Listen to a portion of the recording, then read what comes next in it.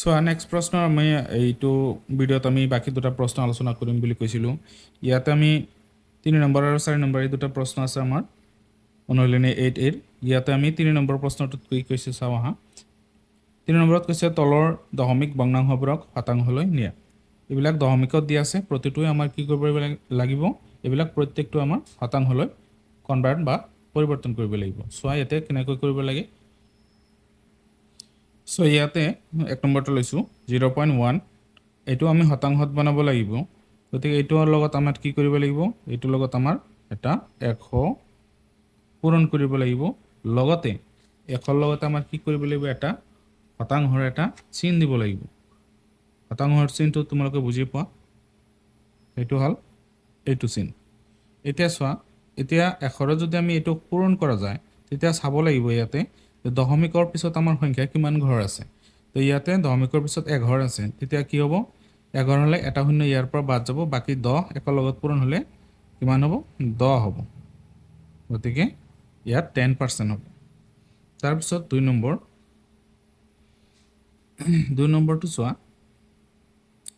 ইয়াতে 2 নম্বৰত কি দিয়া আছে,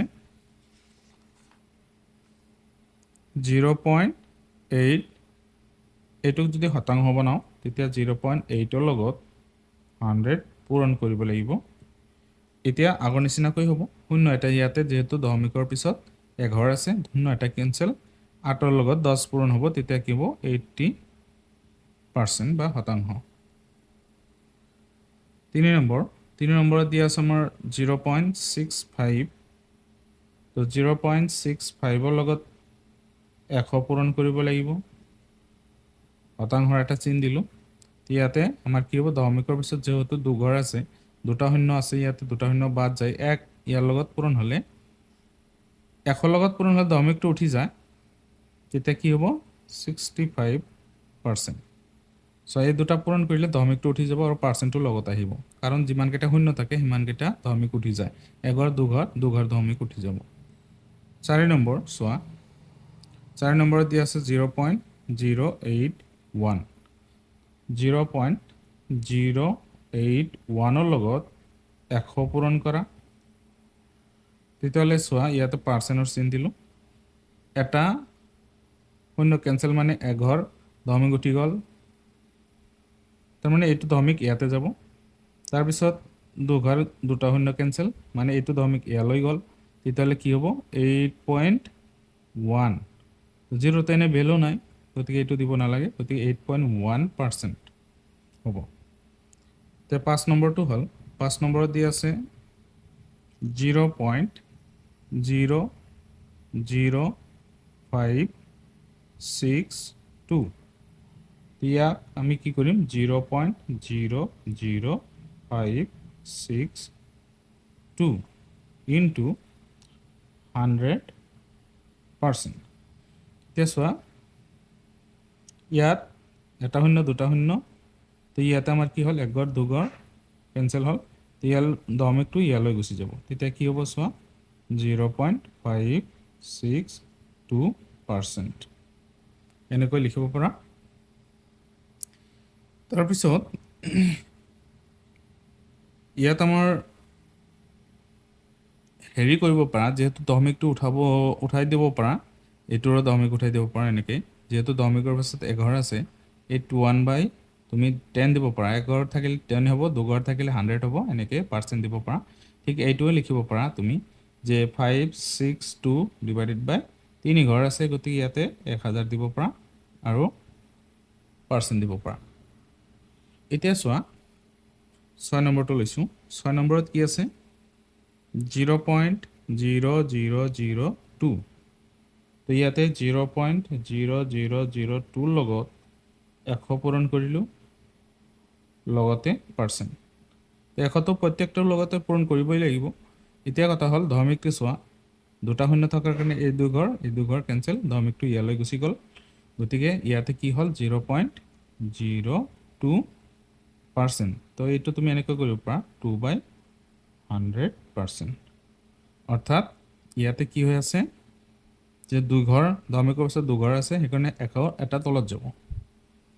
এতিয়া 7 নম্বৰটো লৈছোঁ, 7 নম্বৰত কিমান আছে, 7 নম্বৰত আছে 1.693 তো 1.693 ইনটু 100% এইটো ইয়াতে হ'ব আমাৰ দশমিকটো 1 দুঘৰ ইয়ালৈ যাব ইয়াতে আছে ইয়ালৈ যাব গতিকে 69.3% লগতে এইটো 11 দশমিকৰ পিছত 11 আছে সেইকাৰণে আমি কি লিখিম 1693 divided by 10%. এতিয়া 8 নম্বৰটো লৈছো 8 নম্বৰত আছে কিমান 8 নম্বৰত আছে আমাৰ 8.9 তেতিয়া কি হ'ব এইটো চোৱা 8.9 ৰ লগত পূৰণ হ'ব 100%.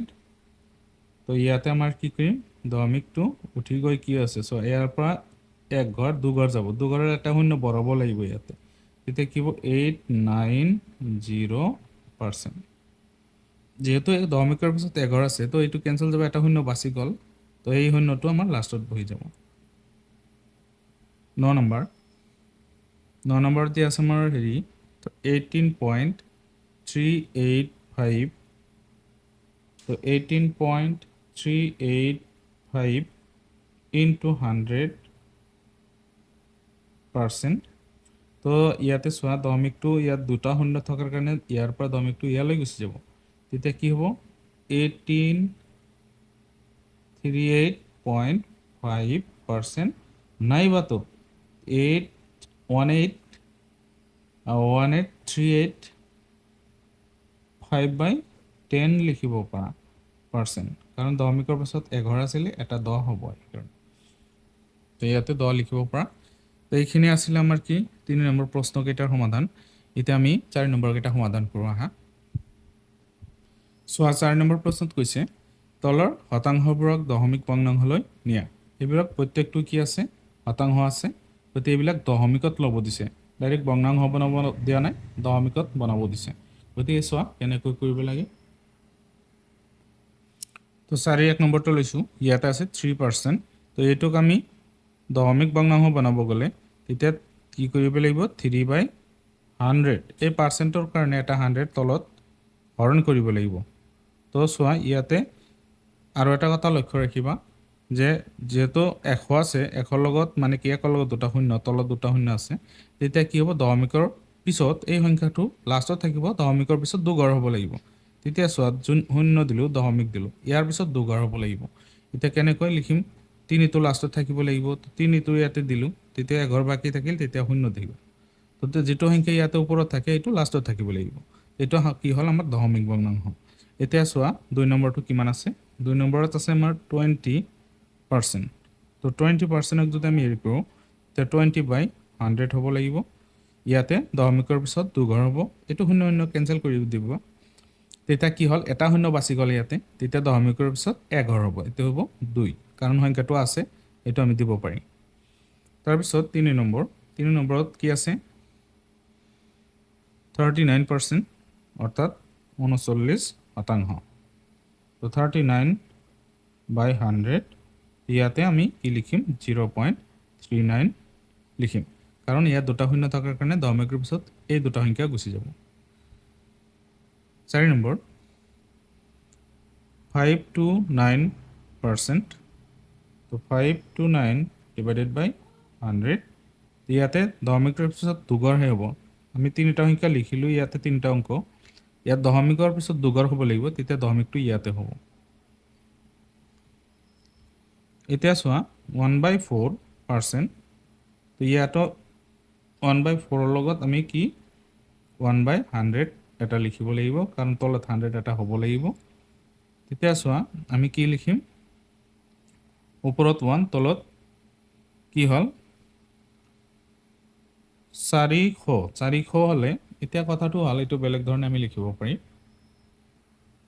যেহেতু ইয়াতে সংখ্যাটো আমাৰ ভগ্নাংশত আছে গতি এইটো ভগ্নাংশ আমি দশমিক বনাই লম 1ক হৰণ কৰিব লাগিব 4 ৰে তেতিয়া দশমিক হৰণ যোৱা নাই তেতিয়া শূন্য এটা দিম দশমিক এটা আহি যাব তো ইয়াত দুবাৰ হৰণ যাব 8 2 বাছিব শূন্য এটা দিলো এতিয়া 4 5 বাৰ যাব অৰ্থাৎ 20 তে দশমিকত এটো কি হল 1/4 যেটো আছিল এটা আমাৰ 0.25 হৈ গ'ল। ইয়াৰ লগত 1/100 পূৰণ কৰিলে অলৰেডি দশমিকৰ পিছত দুঘৰ আছে আৰু দুঘৰ বাঢ়ি যাব। তেতিয়া কি হ'ব 0. তুমি কিন্তু লাষ্টত শূন্য দিব নোৱাৰা, ইয়াতে শূন্য দি দুঘৰ বঢ়াব লাগিব, তাৰপিছত এই 25টো লাষ্টত দিব লাগিব। তো এইটো হ'ল। এতিয়া 6 নম্বৰটো লৈছোঁ। 6 নম্বৰত কিমান আছে চোৱা। 6 নম্বৰত আছে মোৰ 4, 5, 6 1 সমস্ত 2/1%। 1 সমস্ত 2/1%। ইয়াত সমস্ত ভাঙি লোৱা। 1 2 2 1 3 3 ওপৰত তলত 2 শতাংশ।